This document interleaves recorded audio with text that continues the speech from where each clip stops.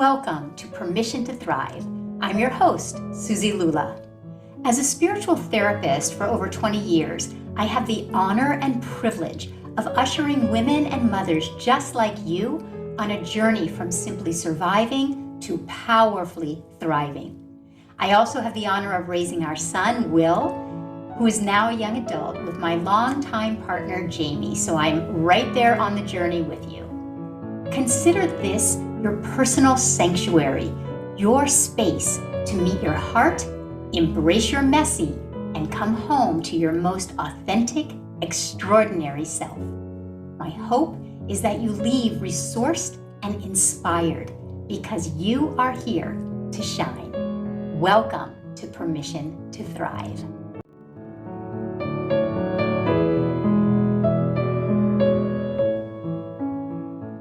Welcome to this week's episode of Permission to Thrive. I have a really special guest for all of you to meet, and it's going to be a real treat for all of you. So sit back and relax.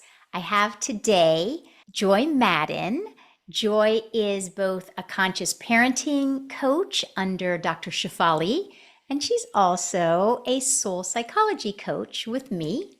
Joye is a longtime client, friend, colleague. You're a mom to 3 teen and young adult children, and you have transformed your own life so dramatically.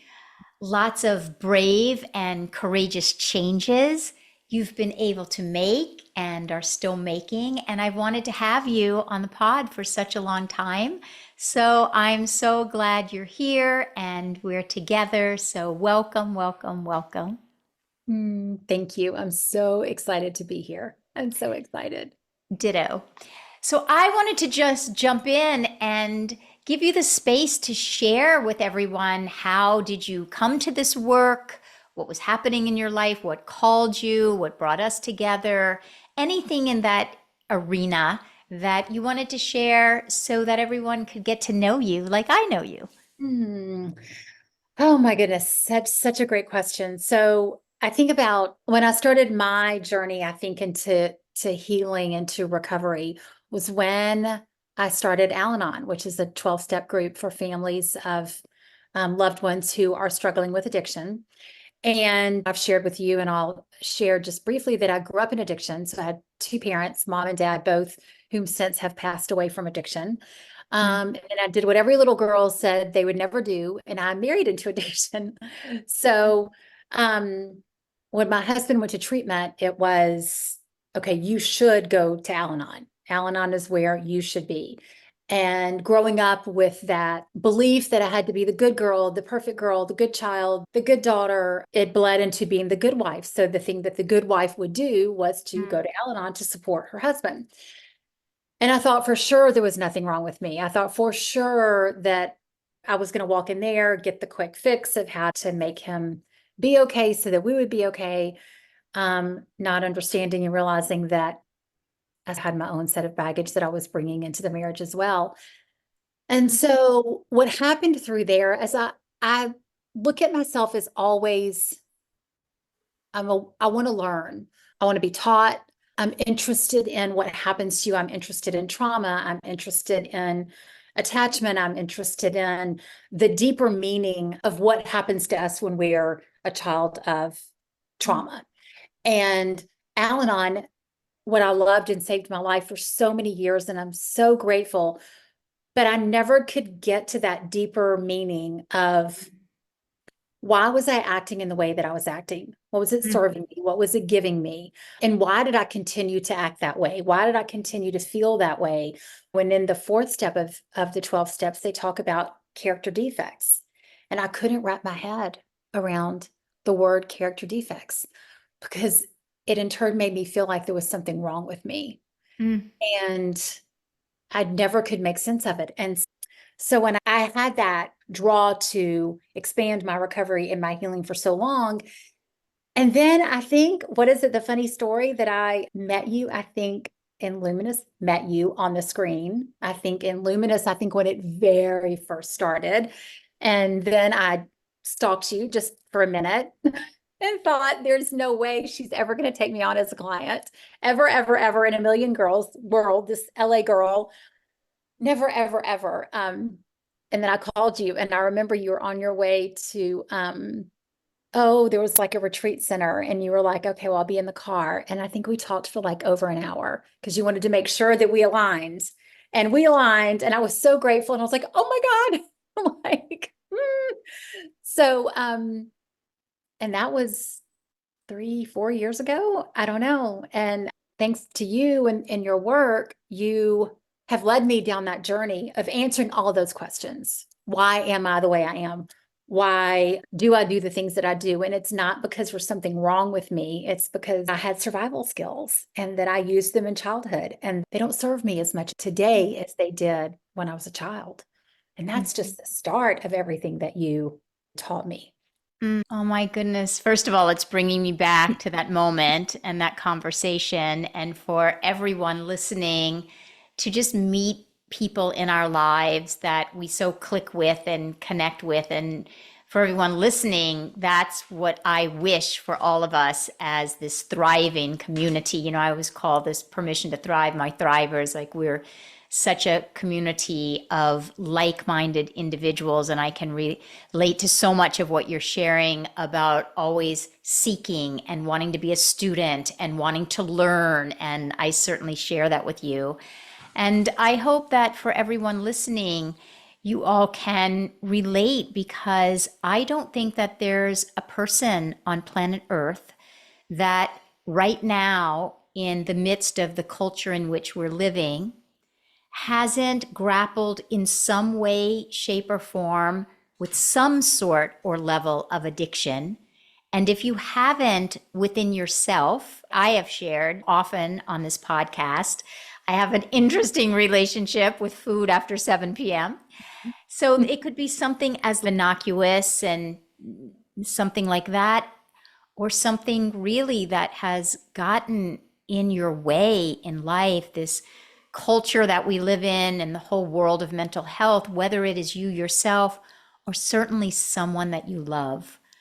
Like you said, you were born into a family of addiction, said that you would never marry into addiction, married into addiction. And so we're all touched in some way, shape, or form. So I feel that this conversation will be of such high service to you all listening, that you really leave with something that touches your heart, some takeaways that maybe have touched joy that you can create your own version of. So I thank you so much for everything that you've shared so far. And that's why you mentioned, oh, we've known each other now for 3 or so years, as if that is a long time. And I think of it as, oh my gosh, you have healed so much of your life. 3 years is a nanosecond. It's such a small amount of time to be thriving in the way that you are now. And so I'm wondering if you could walk everyone through any version of, like you mentioned, you grew up in addiction, you married into addiction. What is it that had you grappling the most? And what did you find out about yourself the most that were the knots, the tangles that you needed to learn to untangle for yourself? Mm.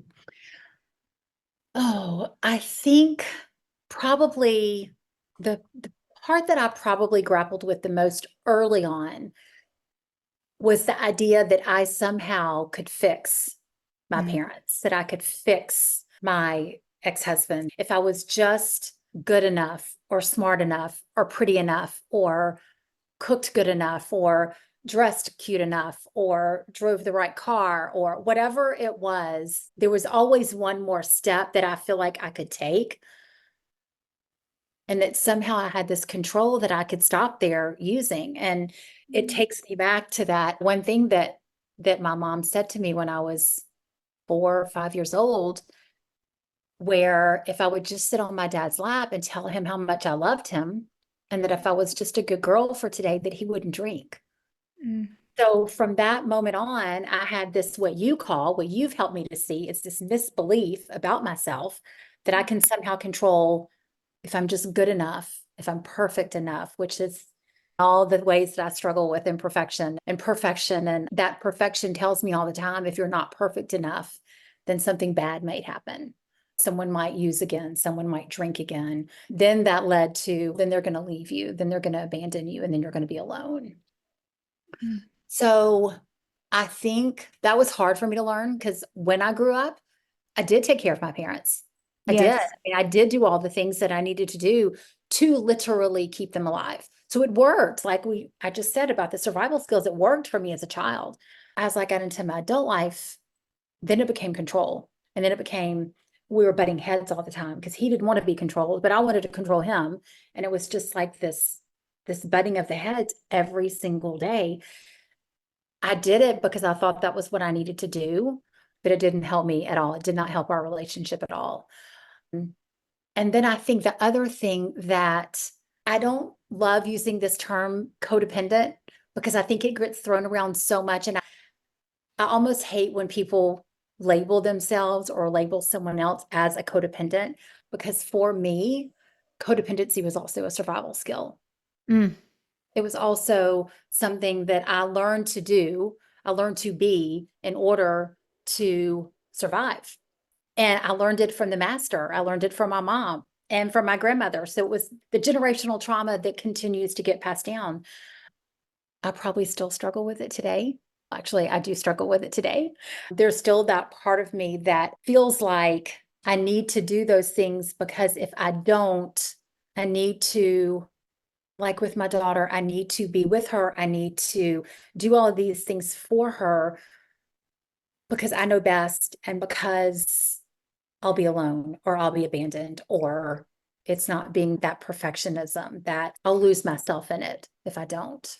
It's so interesting and powerful and profound for all of you listening, both to Joy's story, but also apply this to yourself. The generational patterns become so clear when we really look for them. So you had a mom who, out of her own ignorance and her own probably trauma, if she was suffering with addiction, she had trauma. So there she is telling you as a 4-year-old little girl, all you have to do is be perfect, sit on your daddy's lap, smile, be this perfect little girl, and he'll stop drinking.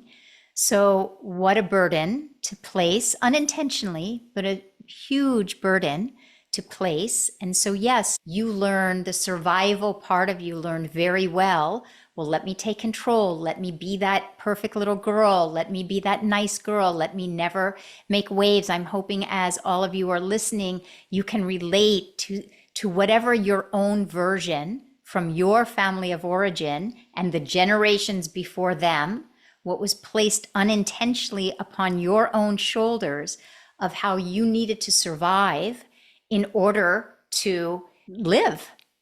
And so you learned this way, and then you brought it unintentionally into your marriage. If I could just control this person, if I could just be this perfect wife, if I can be this perfect mother, then everyone around me will be okay. And these survival practices, I call it the survival self, you developed an entire self, and it's so understandable. Your mom literally said, if you're a good girl, your dad will stop drinking. And so you made it, every little girl would want their daddy to stop drinking. Every little girl would want to know that I'm the light of his eyes. He lights up when he sees me. I'm important. I matter. And actually, you get the reverse message is really something's wrong with me because the other person continues their addiction. So something must be wrong with me because I'm not perfect and I can't make this person stop drinking and I can't control enough or be enough or do enough. It's never ending, but yet you're on this quest. And I love what you said earlier that the survival self, it works until it doesn't. It got you through that household, but then it wasn't working in your marriage. So it was working until it wasn't working. And when we learn to become aware Oh, I have so much compassion. I want everyone listening to have so much compassion for Joy. My heart bursts with compassion thinking of you as a little girl with a mom who's unintentionally telling you, take care of your dad's addiction by being perfect. And I also want everyone listening to have so much compassion for your own self and your own story and the environment and the atmosphere in which you were brought up so that you can recognize, oh, I created an entire survival self. And thank you. It was Yeah. really, really good until it isn't. So we don't resist, we don't judge, we don't shame. We were surviving. So thank you, survival self. That's why I don't usually like to use the word ego because most people have a negative connotation with the word ego. And I want us to have such a positive, loving, full of gratitude relationship with our ego, our survival self, because it's trying to assist us in the best way it knows how until we recognize I need to grow and evolve and mature and find practices that will support me and those around me in a more effective way, right? Yeah. Yeah. So 100%. And something that you just said too that I wanted to piggyback on was when you're talking about making sure that everybody's okay, taking care of others to make sure they're okay. But the deeper part of me, I wanted everybody else to be okay so that I could be okay. yes, Because I couldn't be okay with anyone else's upset. And that's what led me to keep doing those behaviors that I learned because, like you said, they worked and it was so uncomfortable for me. this is a major takeaway for everyone listening. If you can find and pinpoint the way in your life that you think that you are doing something for someone else, when in actuality, underneath it, you're actually asking them to change so that you will feel more comfortable. That is a very big awakening moment for anyone to have. No judgment when you recognize that about yourself. I've shared this many times on this podcast and in my classes and courses. I did that to my husband. Please, please, can't you be more of the breadwinner? Please jump up and be that role. So that why? I don't care that he is that or not that or why? Because underneath it, so that I will feel comfortable. But the universe is so benevolent, it is so for us that it doesn't often give us what we think we want. Because if the universe had provided in the way that I was trying to control, I would never have grown into knowing my own abundance, my own sense of worth. I would always be dependent upon someone or something around me. So I give such deep thanks because we often are trying to control and fix another individual. And we really are taught, we think it's external, and we think we really are trying to help them. But really, if you look deeply enough into your own self, you may just find, oh, no, this actually has nothing to do with the other person. I just don't want to be abandoned. I want to have a sense of security. I want you to act a certain way so I will feel okay. And then the other thing that you said that I think is so important is you mentioned this term codependence. And I also share with you, I don't often love throwing around these terms and labels, codependence, but there is something to be said about that because when any of us have been raised in any level of trauma or addiction or dysfunction of any level, we learn to look at the world so externally. We learn to look at ourselves so externally. And so codependent means I am dependent upon your behavior for me feeling good. So a codependent, if you really break it down, you will end up with a lot of compassion for yourself if you find yourself in a codependent relationship with a spouse, with a coworker, with a child, with a parent. It simply means I am dependent on your behavior, your words, the way you treat me, the way you are in life. I am dependent on that for me to try to find my sense of comfort and security and calm and peace. And that is also a very provocative, but it's also a very powerful awareness to have. Oh, I am reliant upon something in the external.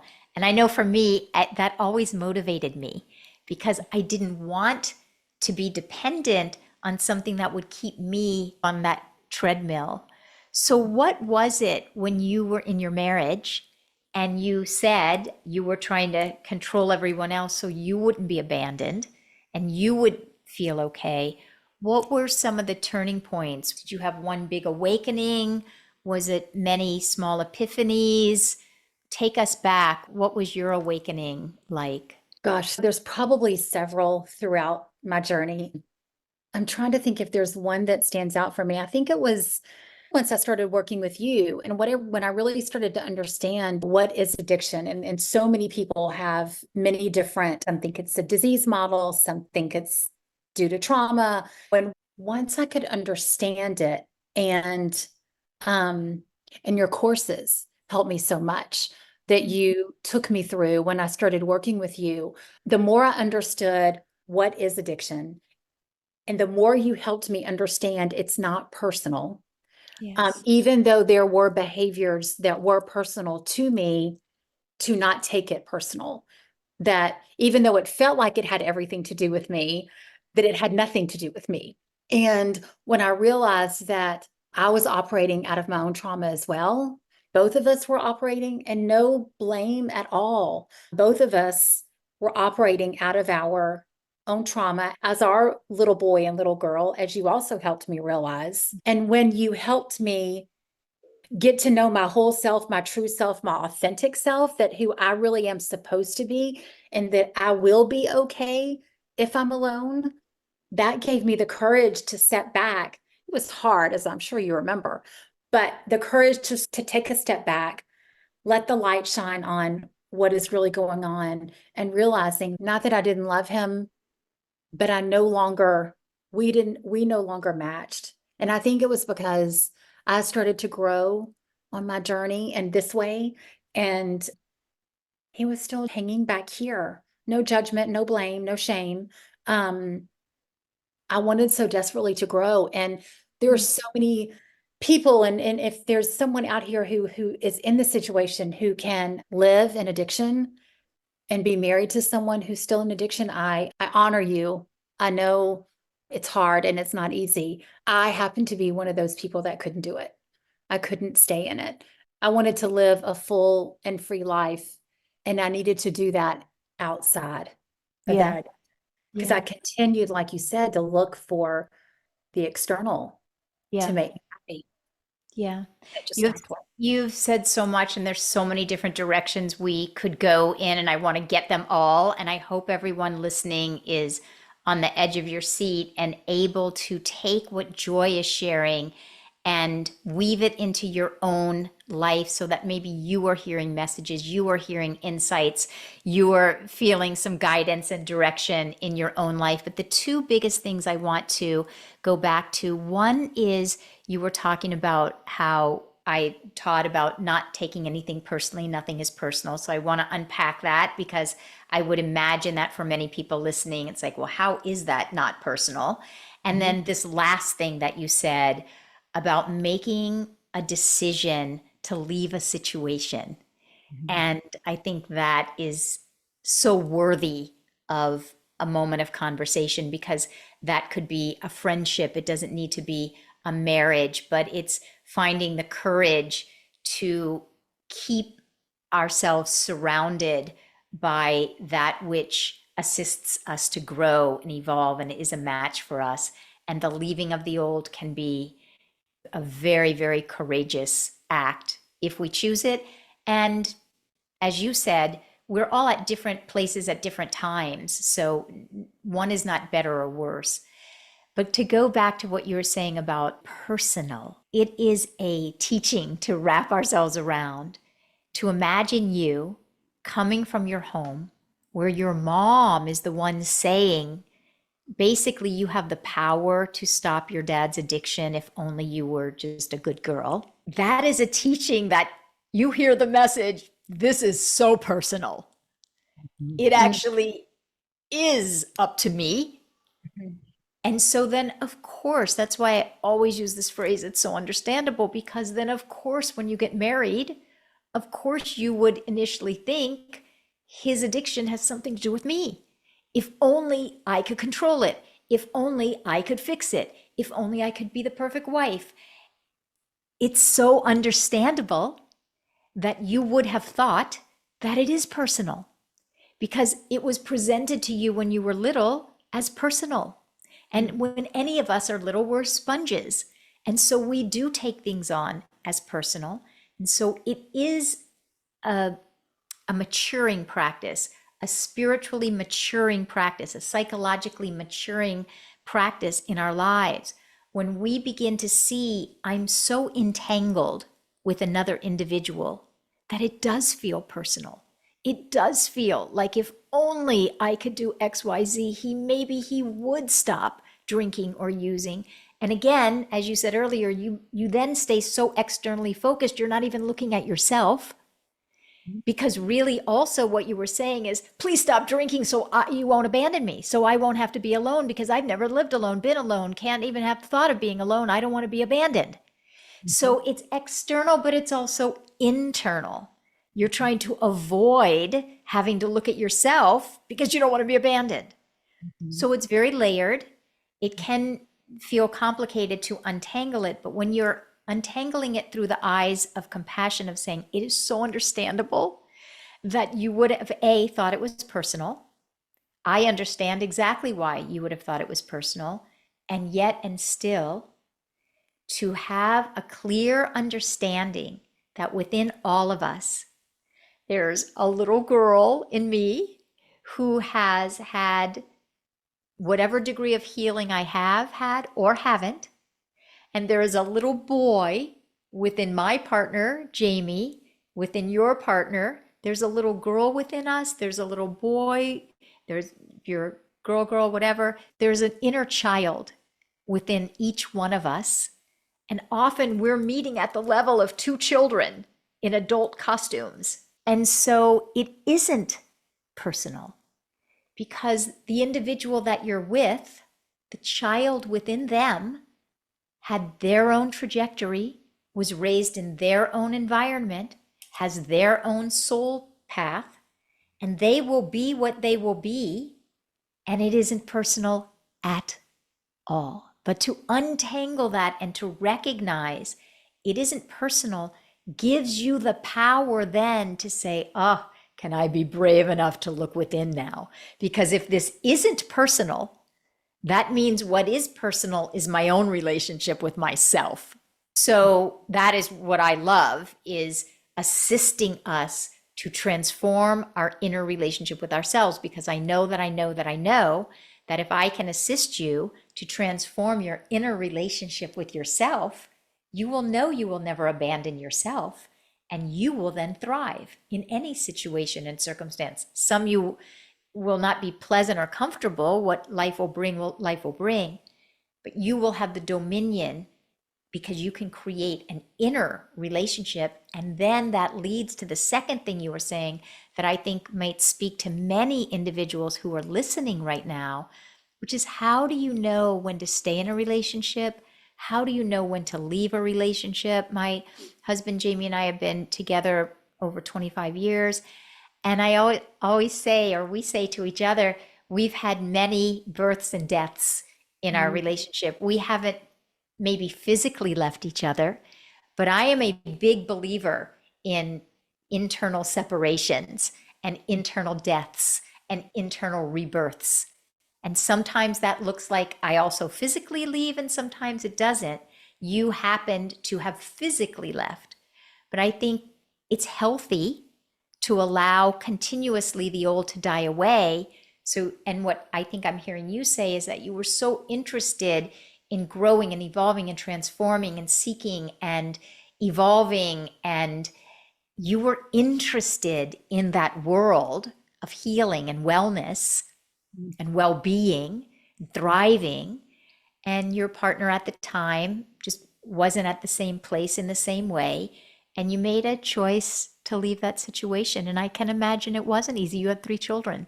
Yeah. Yeah. Yeah. Anything you want to share about, was there a moment that you just knew I'm leaving? And then who is the joy now on the other side of a woman who was so afraid of being abandoned to a Mhm. woman who is now very much living on your own? Give us a before and after or a peek in or however you want to share that. Oh my goodness. So there were many moments that were a part of that full transition. And it was not easy. Oh my God, it was not easy. And for me, it came slowly. And we say it so much, and I don't know how else to describe it, but to just say it. When you start on this healing journey and you get to know that inner voice and you get to believe that part of you that is telling you that it's okay, it's safe now. Plus, it's also nice to have support from the lovely Suzi Lula.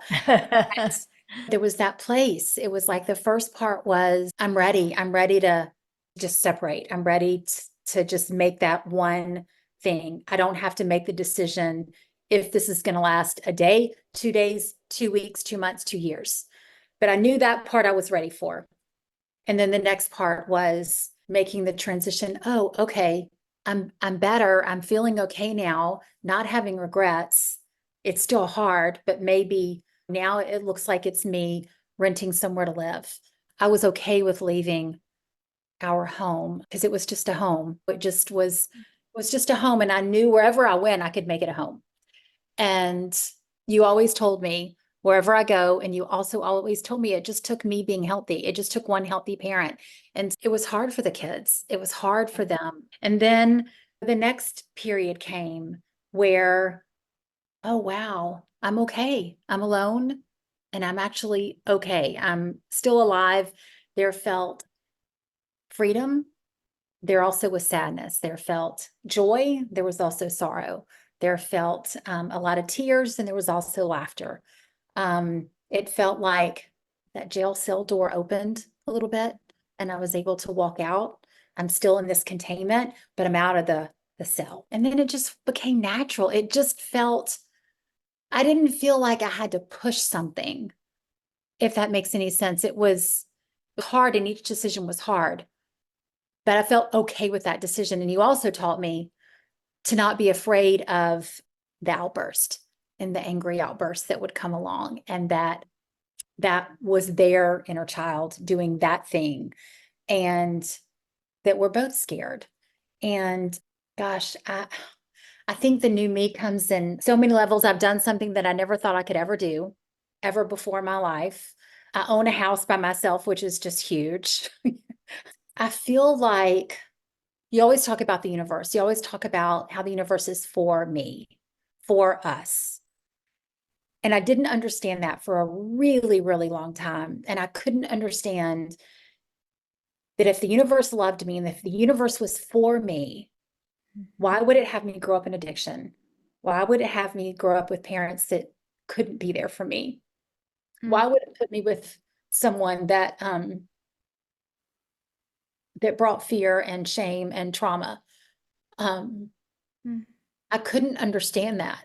mm, Um, and now I understand that I wouldn't be sitting here talking to you today on this podcast if the universe didn't act in the way it acted, and that excuse me, that I wouldn't be working with families that struggle with addiction today, that I wouldn't have the relationship with my kids that I have today, um, that mm, I have no problem with being vulnerable and open, because I don't want anyone out there that's struggling or suffering, living in chaos and dysfunction, whether it comes in the form of addiction or not, to know that they have to do this alone. I think it's hard for families to speak out about this.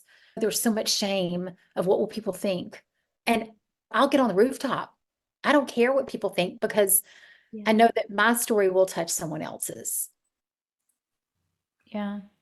So profound, every word that you said. It's such a practice to grow into all of these courageous steps that you've taken and that you've just shared with us. And I'll start with what you just said and work backwards. But there is such a tremendous amount of shame that is coupled with addiction.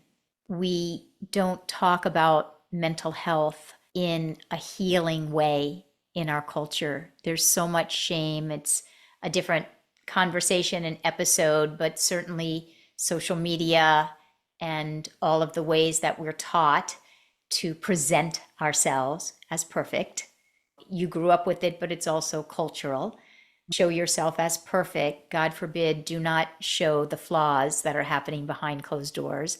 And it's why I feel so privileged to get to do the work that we do, because I get to see what's going on behind the doors of most people's homes. And there is so much shame. And I know that it is a privilege to get to walk with someone. I feel privileged to have gotten and get to walk with you.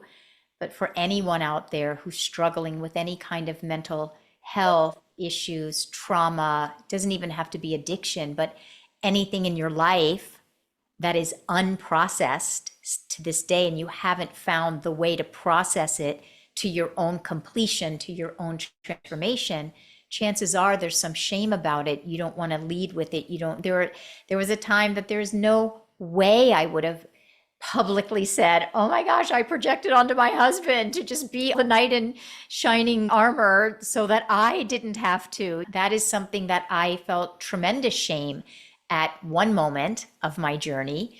And another reason why I just adore you, because that's where we share that. We'll go up onto the mountaintop together and give other, especially women and those who are younger than us, this permission to speak about what's hurting. They're simply hurting places within you.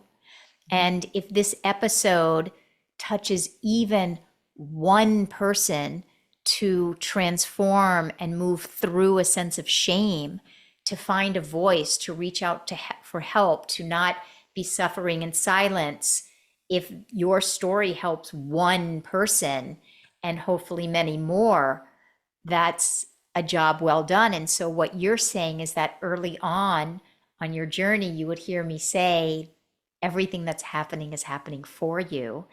And I'm so glad you said that you had a challenging time with it, because everyone should have a challenging time with it, grapple with it. We are meant to grapple with that because we are meant to elevate ourselves to see what's happening in the world from the level of the soul. And what you're sharing, I think that I'm hearing, is that while it was so challenging for you to understand, why did I grow up in addiction if everything's for me? Why were my parents addicted? Why did I have to be the grown up in my family? Why did I marry into this? You can see now, and I share this with you, I share about my own life. I can see how every tiny morsel, every situation, every circumstance in my life led me to this moment. Like you just said, you would not be on this podcast. I would not have a podcast. I would not have students and clients. I know, because I have transformed from the inside out. I know that if I can do it, anybody can do it. You know that if you can do it, everybody, anybody can do it. And you get joy out of assisting individuals to move on their journey.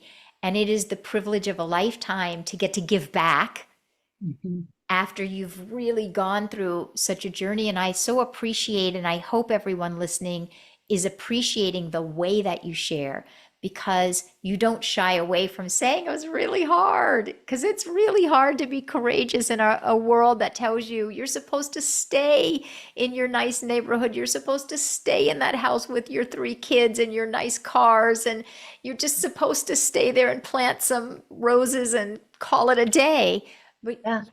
you really followed. And this brings me to my last question, which is, you mentioned at the beginning about meeting your most authentic self and being connected to your most authentic self. And I just would love for you to share anything about your journey. I know that's a never ending journey, But where are you now in your life? Give us a picture of what's it like now being connected authentically with yourself. Mm, I think it's still going on. I'm still meeting it every single day. It feels like awareness of my needs, awareness of the things that I want. It feels like I have a voice. I may not always use it, but I have a voice. Mm. It feels like the masks that I wore for so many years. If I can just be this person with you and this person with you and this person with you, then maybe you'll love me. That the mask, I don't feel, I'm sure they come sometimes, but they're not as dominant. Now I can show you the wrinkles and everything on my face, and it feels okay. Being my authentic self means that I get to meet my kids at their authentic selves and to show up in a way for them that I'm not scared of their emotions. We're taught to suppress our emotions, and we're taught what goes on inside this house no one can know about, right? The outsides don't match the insides. And now it's okay if the across the street neighbor knows that I got in a fight with my daughter last night and there might have been some screaming, and that when she gets upset, I can just sit with her and show up as the mom that I wanted to be instead of the mom that I started out to be, which was to shush those emotions because your upset is too much for me. I can't handle it. I don't know what to do with it. I think there's a person inside of me that I didn't know who they were. You talk about the inner child that she just was trapped and I had no Yes. connection with her. And I didn't know how to handle it.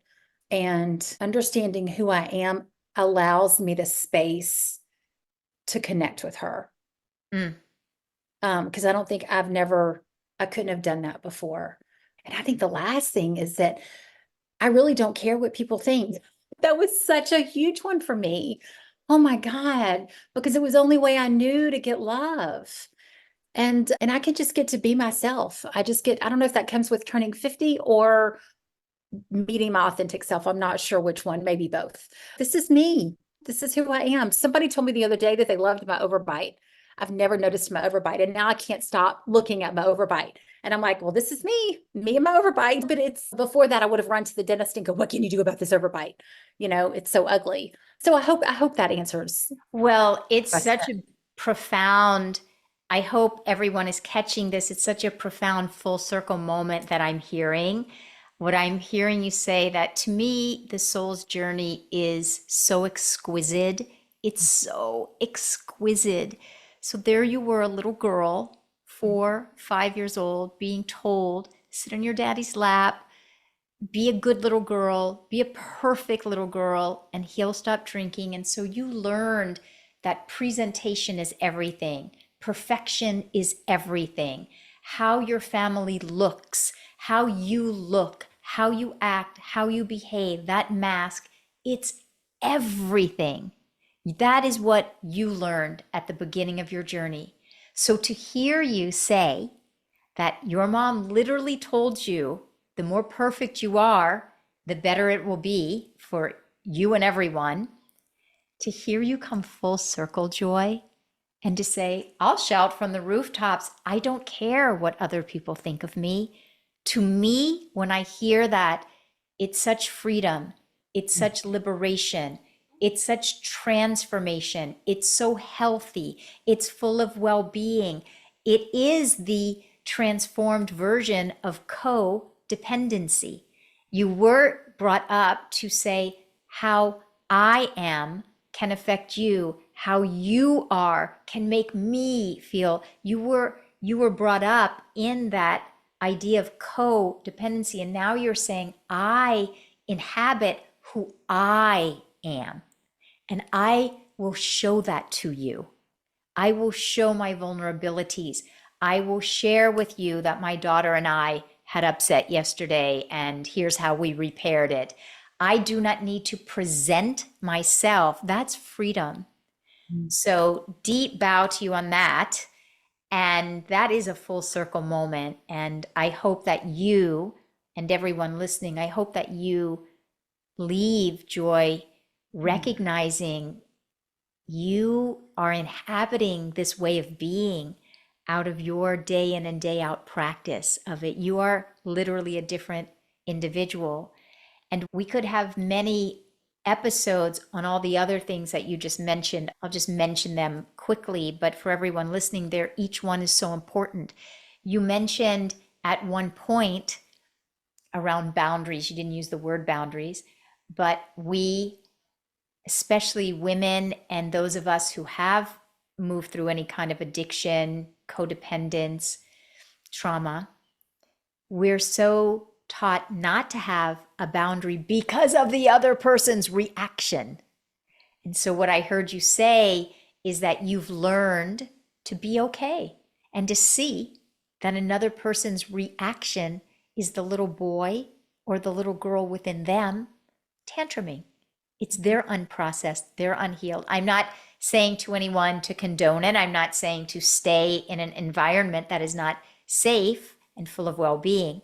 I'm just saying you've learned to set a boundary because you've learned to recognize that someone else's emotional outburst is the little girl or the unhealed little boy within them. And then from that, you also said you have learned to have self-expression and to express yourself and to take up space and to have a voice for yourself. And both of those things will ensure that you will not abandon yourself. You are present for yourself. And so I'm appreciating your journey, the way that you so beautifully can articulate your journey. Any closing words, anything that you would just want to say to anyone listening? And before you do, I just want to say thank you. I'm awed. I'm inspired. I get to witness your growth and transformation. And I hope this has been of so much service to individuals because these teachings work. Yeah, they What would really you do. like to share, if anything? I just would like to share, if there's anyone listening or out there that is in a relationship, whether it be a daughter, a parent, a spouse, a friend, an employee, where someone else's addiction is affecting you, to reach out, to ask for help, and just how much your teachings have helped transform me. Your courses and everything that you live and breathe is why I'm here today. So I thank you. You inspire me. Thank you. And yes, for everyone listening, I will have all of Joy's information in the show notes. Someone who has moved through a transformational process is someone who is most likely able to usher you. So if you are, as Joy is saying, if you really are alone and feeling alone, reach out. I have so many courses. Go to my website. If any of you are interested in becoming a soul psychology, soul care coach, please reach out to me, email Joy, ask Joy about her experience moving through the certification process. Whether or not you choose to be a coach at the end of it, it is an inner transformational process that you will leave free and liberated like you could not imagine. So if you're interested in that, go to the show notes. And I thank you, Joy, so much. I will definitely have you back on. And I'm so grateful that everyone in the community is getting to know you now. So much love. And everyone, give yourself permission to thrive this week. And I will see you next week. Much love, everyone.